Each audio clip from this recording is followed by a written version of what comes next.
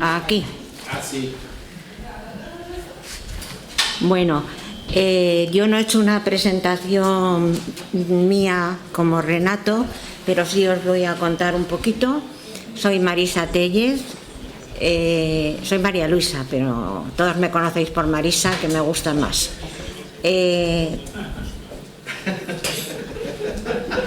Tengo 3 hijos.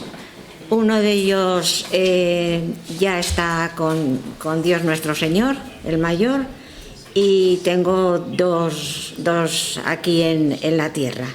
Y tengo también 2 nietos, pero son 2 mascotas,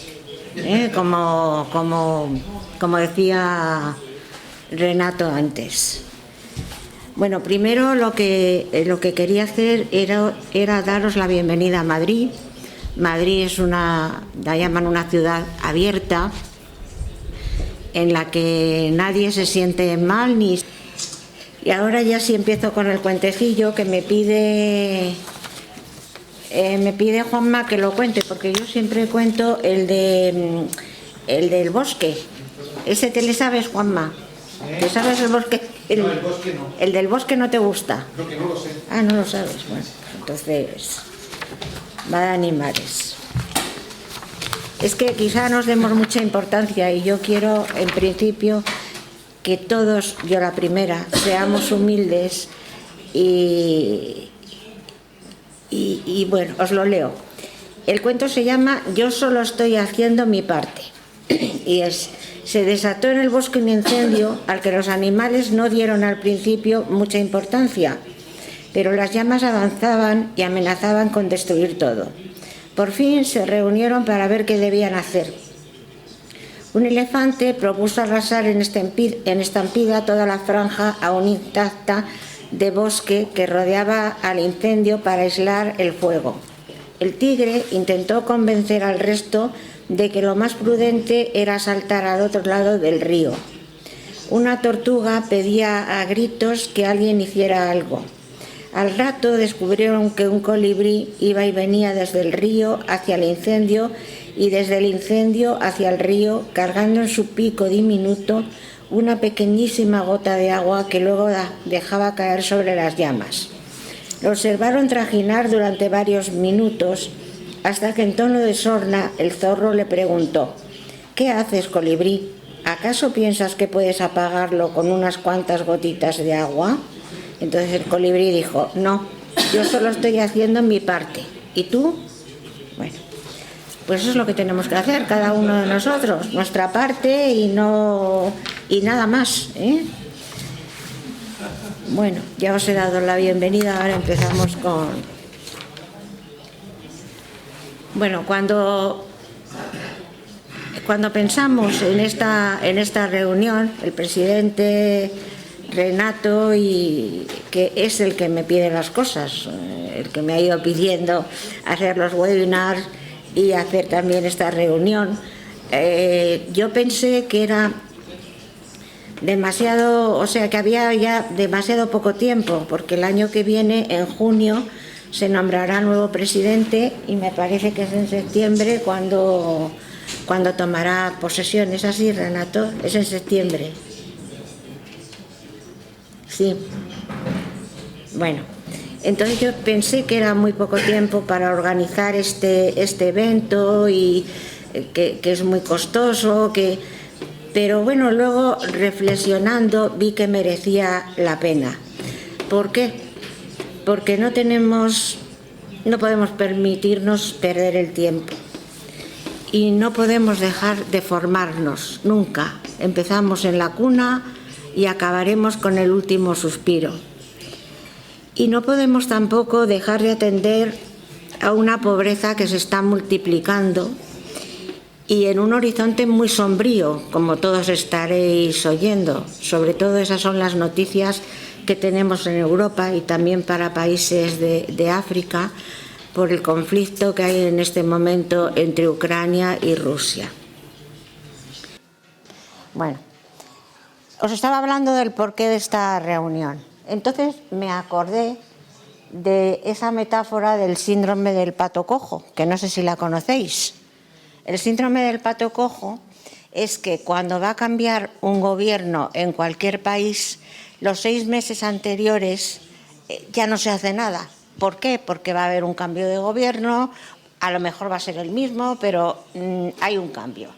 Entonces se llama así porque prácticamente el pato se queda cojo, el que tiene que gobernar, y no hace absolutamente nada. Como no es nuestro caso, porque además nosotros tenemos un presidente general, yo también tengo un presidente nacional que no va a ser nunca un pato cojo, sino que están siempre pensando cosas nuevas. Bueno, fijaros aquí. Aquí os he puesto una serie de fotos de Renato, pero podía haber puesto 10 o más diapositivas de toda la labor que ha estado haciendo y que yo creo que va a seguir haciendo durante estos meses que le quedan iba a decir de reinado. En estos meses que le quedan de ser presidente, y estoy segura de que luego con toda la experiencia que tiene ayudará al nuevo presidente. Entonces, la formación básica universal, el temario que hicieron Marie-François y Brian, pues estaba historia y orígenes, principios fundamentales, la pobreza y el cambio sistémico, la espiritualidad vicentina, la visita, relaciones institucionales y con la Iglesia, la doctrina cristiana, la vida en conferencia, la solidaridad vicentina, la visita a domicilio y la regla. Yo hice también un módulo de la doctrina cristiana mucho más básico, porque me había dado cuenta a lo largo de toda mi vida vicentina y de mi vida cristiana que había muchas personas que les costaba saber el Padre Nuestro, desde luego no sabían los pecados capitales, no sabían los dones y frutos del Espíritu Santo, y a mí me parecía importante. Entonces hice un módulo de esto. Y lo amplié con otros temas de formación básica universal. Con la palabra, porque me voy a sentar porque lo tengo aquí apuntado y me va a ser más cómodo.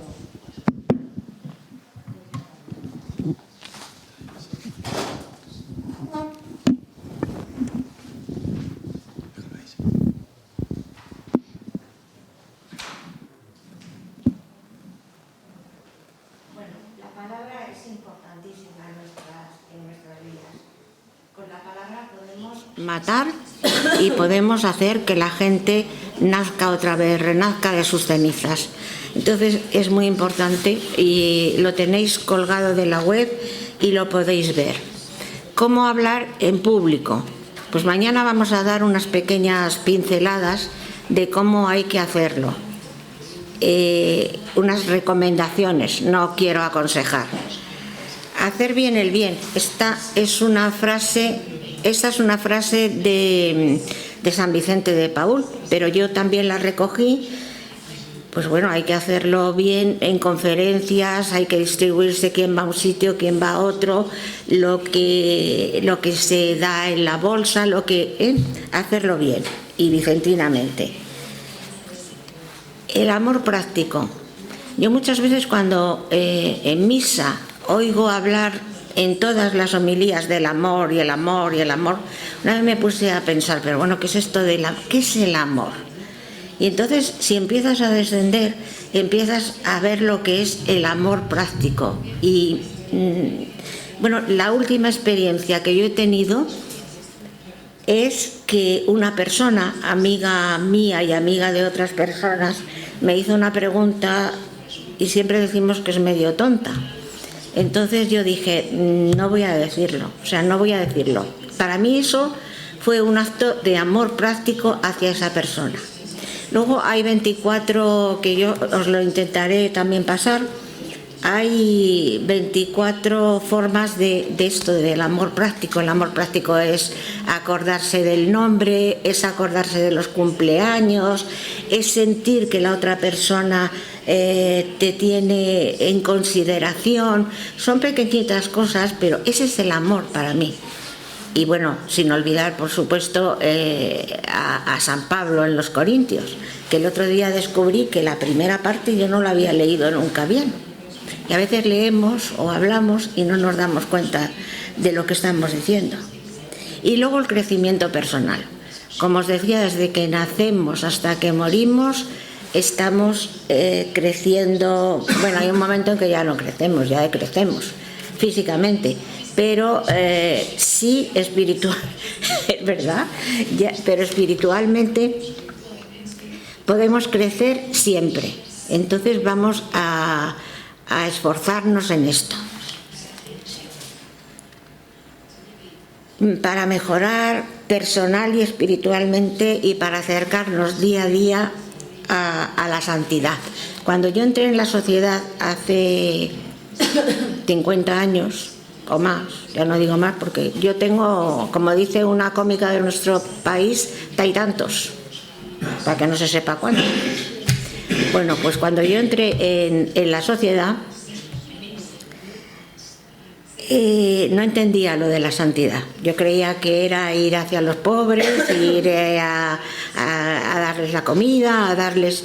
Y poco a poco fui entrando y sabiendo lo que podía ser la santidad, que no es más que una escalera que vamos subiendo peldaño a peldaño. A veces bajamos uno, pero luego subimos dos, con la aspiración de ser santos, como nos quiere Dios nuestro Señor. También hicimos el contenido de la guía breve de la sociedad, de la cual os ha hablado ya Renato. En ella está recogida la historia de antecedentes, lo que es la estructura de la conferencia, porque la conferencia no solamente es un grupo espiritual, sino es un grupo humano. Yo, como entré muy jovencita en la sociedad, os tengo que decir que mis mejores amigos están en la sociedad. En ella he conocido santos, gracias a Dios que no están canonizados, pero que han sido santos. Y mi conferencia, a la que pertenezco ahora y a la que pertenece también Carlos, pues funciona no solo en la labor a los pobres, sino como grupo humano y grupo de acompañamiento y autoayuda. Ahora hemos tenido la desgracia de perder al marido de nuestra presidenta y allí hemos estado todos acompañándola y estando con ella. También se recogía el desarrollo de una reunión de conferencia, que no debemos llegar tarde, que debemos avisar, que debemos... Eso lo podéis leer todo en el librito. Los hermanamientos y la oración y el crecimiento espiritual. No olvidarnos nunca de esos, aunque sean 5 minutos de una pequeña reflexión espiritual, que no tiene por qué ser la lectura del Evangelio, que puede serlo, pero que muchos lo leen ya en sus móviles, el Evangelio día a día. Entonces en la conferencia pues puede ser una noticia, puede ser, porque hoy la sociedad está muy falta de criterio y de discernimiento. Ya nos lo ha dicho el Papa Francisco muchas veces, y tenemos que aprender a ser críticos y a saber discernir las cosas y lo bueno de lo malo. Entonces esos 5 minutos no hay que olvidarlos, 5, 10 o 15. No hay que olvidarlos en la conferencia. Y luego, por supuesto, las oraciones propias de la conferencia, porque ellas son lo que nos unen a los diferentes miembros de la sociedad en todo el mundo, de modo que no sé quién me decía, si te pones, me parece que era Carlos, que si te pones a pensar, estamos en oración todo el día, porque como estamos en todo el mundo, empiezan en Oriente, seguimos por Europa, por Medio Oriente, por Europa, pasamos a América, pasamos, en fin, que estamos siempre en oración. Bueno, a instancias del presidente general internacional, de Renato, se creó la medalla de Caridad en Esperanza. Nada más comenzar su presidencia. Y esto, además de conocer otras instituciones y establecer nuevas relaciones con ellos, pues hizo que la sociedad tuviera visibilidad. Porque yo no sé si en vuestros países o en vuestros territorios, en España no tiene visibilidad la sociedad. Todo lo que hagamos será poco para hacernos visibles. Los premios... No, la otra. Es que los siguientes están mal. Bueno. Pues se hicieron también los años temáticos que todos conocéis, con un concurso de los fundadores de la primera conferencia. Esto nos llevó a investigación. Juan Manuel Buergo fue uno de los pilares de estos años temáticos. Empezamos en el 17 por Emmanuel Bailey, que sabéis que fue el mentor de todos estos jóvenes, François Lallier, Paul Lamas, Félix Clavé, Gilles Devaux, Pierre Auguste Letalandier, y el próximo para el 23, que será Gilles Gosselin, que fue el primer presidente, el segundo, sí, porque el primero es Bailey. Eso es. Bueno, pues se han dado ya premios, los han recibido, se le da a una persona, pero además se le da a la conferencia también. Ha sido un trabajo de investigación que nos ha permitido conocer mucho mejor a todos nuestros fundadores. Y os aseguro que si podéis adentraros en estas lecturas. Yo me he adentrado este año en la de nuestro primer presidente en España, que fue Santiago de Masarnau, que ahora le han hecho venerable, y que me ha descubierto a un hombre que yo no conocía y que del que me estoy enamorando poco a poco. Pero claro, si no lees, si no sabes, es lo que decía Francis. Es que te quedas hay que leer mucho, hay que investigar, Bueno, yo lo único que hago es animaros un poquito. Intento, vamos. Se han realizado también 3 webinars bajo también a instancias del presidente Renato, que nos han dado muchísimo trabajo, ¿verdad, Isabel? Sí. Porque ya os digo que yo en las redes y en esto, nula, por completo. No sé si sois alguno aficionado al cine. No, o sí. Bueno, hay una película de Woody Allen, muy antigua, que todavía no había... Eran las cintas esas de cassette. Eran unas cintas que, bueno... Entonces Woody Allen le dan una cinta para cortar un trozo, empieza a darle y arma la de Dios es Cristo, con perdón, por buscar eso, se lía en la cinta, bueno, casi se mata. Bueno, pues esa soy yo en los temas estos. Bueno, volvamos, las 3 webinars fueron bajo el título de Pandemia, Pobreza y Futuro. La primera fue la actitud individual e iniciativa de los vicentinos ante la pandemia.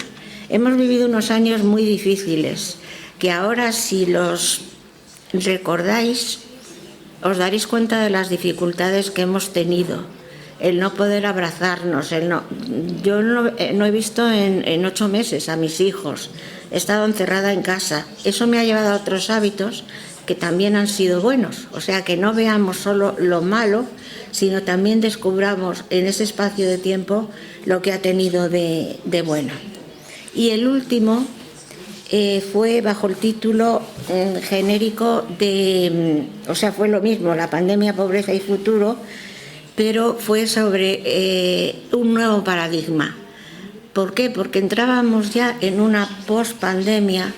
Además entrábamos en una guerra que puede convertirse en una guerra mundial, una guerra en Europa entre Rusia y Ucrania, o una invasión entre Rusia a Ucrania, y tenemos que plantearnos todo bajo otro paradigma, que no es otra cosa que darle un marco diferente, una estructura diferente a como habíamos vivido. En principio tenemos que ser mucho más austeros, tenemos que pensar más en los demás, van a venir tiempos difíciles y hay que dar el do de pecho. Y esto es todo lo que ha realizado la vicepresidencia. Y aquí quiero dejar un poco mi testamento, que es, cojo una frase del padre de Carlos, que es, ¿me lo permites? Sí, sí. Hice lo que pude. No. No. ¿Cómo es, Carlos? Fui uno más. Fui uno más e hice lo que pude. Acercándome a Jesús, al que voy en su busca desde que tengo uso de razón, y no creáis que me cuesta a veces, pero voy, y sobre todo, eso sí, procurando centrarme en su doctrina y ser una buena cristiana y una buena persona, que es lo mismo. Y nada más, no sé si acabar también con un cuentecillo para que Juanma lo disfrute, que se llama La plegaria de los asnos. Entonces dice: oh Señor, escucha la plegaria de nosotros, los asnos. Nuestro número se está reduciendo cada vez más. Los hombres ya no nos consideran importantes. Ya no nos invitan tampoco a los programas Quark dedicados a los animales, porque nuestra presencia no eleva el índice de audiencia. Pero tú, oh Señor, cuando naciste tenías un asno a tu lado. Cuando tu vida corría peligro y huiste a Egipto, utilizaste a uno de nosotros. Y al final de tus días, cuando regresaste a Jerusalén, montaste uno de nuestra categoría. Oh Señor, ¿qué habría sido de tu vida sin nosotros, los asnos? Aunque ya no se nos considere importantes, aunque tengamos que hacer aquellas cosas que nadie más quiere hacer, ayúdanos a recordar que tú puedes utilizarnos a nosotros, los asnos, para salvar a la humanidad. Y nada más, muchísimas gracias y mañana continuaremos.